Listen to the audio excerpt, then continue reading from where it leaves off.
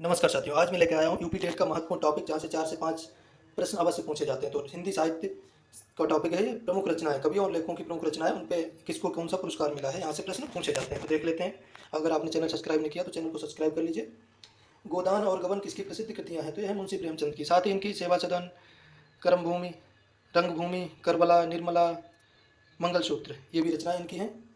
कामायनी महाकाव्य किसके द्वारा लिखा गया? जयशंकर प्रसाद के द्वारा लिखा गया। साथ में इनकी और रचनाएं हैं झरना, आंसू, लहर, ममता आदि। यामा के लिए किसको ज्ञानपीठ पुरस्कार दिया गया? तो महादेवी वर्मा को यामा के लिए ज्ञानपीठ पुरस्कार दिया गया है। महादेवी वर्मा की रचनाएं देखें तो दीपशिखा, यामा, नीरजा, रश्मि आदि इनकी रचनाएं हैं। मधुशाला के रचयिता कौन है? तो हरिवंश राय बच्चन है मधुशाला के रचयिता। और मधुशाला के अलावा इनकी मधुकलश, मधुबाला, क्या भूलूं क्या याद करूं, नीड़ का निर्माण, फिर ये इनकी और रचनाएं हैं। चिदम्बरा पर सुमित्रानंदन पंत को कौन सा पुरस्कार मिला? तो इनको ज्ञानपीठ पुरस्कार मिला चिदम्बरा पर। साकेत महाकाव्य के लेखक कौन है? तो मैथिली शरण गुप्त हैं साकेत महाकाव्य के लेखक। उर्वशी के रचनाकार कौन है जिन्हें ज्ञानपीठ पुरस्कार मिला? तो रामधारी सिंह दिनकर जी उर्वशी के रचनाकार हैं। इनको उर्वशी पर ज्ञानपीठ पुरस्कार मिला था। बीजक किसकी रचनाओं का संग्रह है? तो कबीरदास की रचनाओं का संग्रह है। इसके अंतर्गत साखी, शबद, रामायणी 3 उपभाग हैं इसके। रामचरितमानस की रचना किस भाषा में हुई? तो अवधी भाषा में गोस्वामी तुलसीदास जी के द्वारा हुई है। सूरसागर के रचयिता कौन है? सूरसागर के रचयिता है सूरदास। सूरदास की प्रमुख रचनाएं सूरसागर, सूरसारावली और साहित्य लहरी।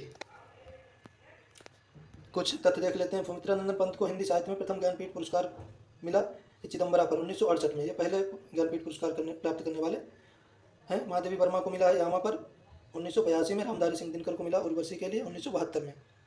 भक्तिकालीन रचना है नियम, कबीरदास सदुक्कड़ या पंचमेल खिचड़ी इनकी भाषा है। इनका संग्रह है बीजक। तुलसीदास रामचरितमानस अवधी भाषा में लिखी है और विनय पत्रिका इनकी ब्रज भाषा में। तुलसीदास के ये बहुत ही अपवाद है कि ये अवधी भाषा के कवि थे, लेकिन इन्होंने विनय पत्रिका को लिखा है, विनय पत्रिका को ब्रज भाषा में। और इन्होंने कृष्ण गीतावली भी लिखी है। अगर कृष्ण की रचनाओं की बात आती है तो सूरदास को याद करते हैं, लेकिन कृष्ण गीतावली तुलसीदास जी ने लिखी है। आगे देख लेते हैं 11 नंबर। पद्मावत महाकाव्य के रचयिता कौन है? तो मलिक मोहम्मद जायसी हैं। इनकी रचनाएं देखें तो पद्मावत, अखरावट, आखिरी कलाम, नैनावत आदि इनकी रचनाएं हैं। भारत भारती के रचनाकार मैथिली शरण गुप्त हैं। अंधायोग किसकी प्रसिद्ध रचना है? तो धर्मवीर भारती की है अंधायोग। मैला आंचल किसकी रचना है? तो फणीश्वरनाथ रेणु की। ये पहला आंचलिक उपन्यास है मैला आंचल। अगर पूछा जाए पहला आंचलिक उपन्यास कौन सा है तो मैला आंचल। कितनी नावों में कितनी बार के लिए अज्ञेय को कौन सा पुरस्कार मिला? तो ज्ञानपीठ पुरस्कार मिला कितनी नावों में कितनी बार। परीक्षा गुरु उपन्यास के लेखक कौन है? तो लाला श्रीनिवास दास परीक्षा गुरु उपन्यास के लेखक हैं। कविप्रिया और रसिक प्रिया के रचनाकार हैं केशव दास। केशव दास को कठिन काव्य का प्रेत माना जाता है क्योंकि इनकी भाषा बहुत ही क्लिष्ट और तत्सम शब्दों से युक्त है।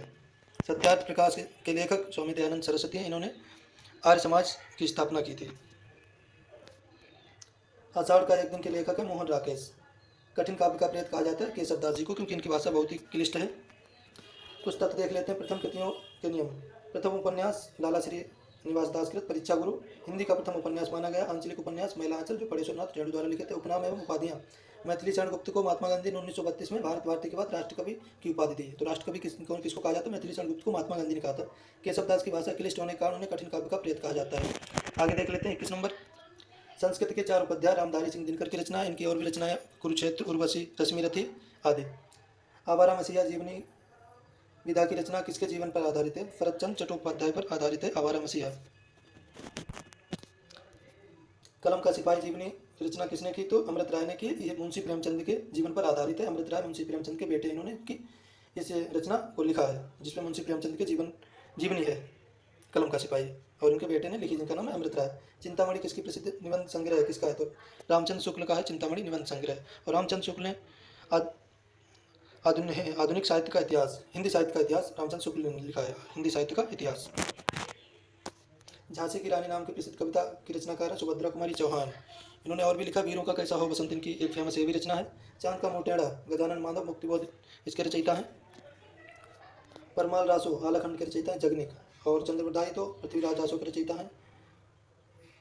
और पृथ्वीराज रासो अगला प्रश्न आ ही गया, तो चंद्रप्रदाई इसके रचयिता हैं। अमीर खुसरो की छोटी छोटी मुकरियाँ बहुत ही फेमस है। पहेलियाँ हिंदी के प्रमुख रचनाकारों की श्रृंखला में आगे देखते हैं। शेखर एक जीवनी सच्चिदानंद बादशाह अज्ञे जी ने लिखा है। बाणभट्ट की आत्मकथा हजारी प्रसाद द्विवेदी ने लिखा है। विधाओं का वर्गीकरण एवं अंतर। आवारा मसीहा विष्णु प्रभाकर की जीवनी शरतचंद्र के जीवन पर है। कलम का सिपाही अमृत राय द्वारा लिखित प्रेमचंद की जीवनी है। बाणभट्ट की आत्मकथा हजारी प्रसाद द्विवेदी का प्रसिद्ध उपन्यास है। आदिकाल वीर गाथा काल। रासो काव्य चंद्रप्रदाय कृत पृथ्वीराज रासो महाकाव्य और जगन्कृत परमाल रासो बीरस प्रधान है। अब देख लेते हैं कुछ अन्य चीज़ें। मुंशी प्रेमचंद आधुनिक काल के लेखक हैं। गोदान, गबन, सेवा सदन, कफन इनकी रचनाएं हैं। जयशंकर प्रसाद की छायावाद के नायक हैं। कामायनी, महाकाव्य इनका, तितली, कंकाल वगैरह इनकी रचनाएं हैं। महादेवी वर्मा छायावाद की है, इनको आधुनिक मीरा कहा जाता है। यामा, नीरजा, दीपशिखा, रश्मि इनकी रचनाएं हैं। मैथिली चंद्रगुप्त द्विवेदी युग के कवि हैं। राष्ट्रकवि की संज्ञा इनको दी गई है। साकेत, भारत भारती, यशोधरा इनकी प्रमुख रचनाएं। चंद्रप्रदाय आदिकाल के कवि माने जाते हैं, प्रथम महाकवि। और पृथ्वीराज रासो प्रथम महाकाव्य माना जाता है। तो आशा करता हूँ आपको वीडियो पसंद आया होगा। चैनल को सब्सक्राइब जरूर कर लें।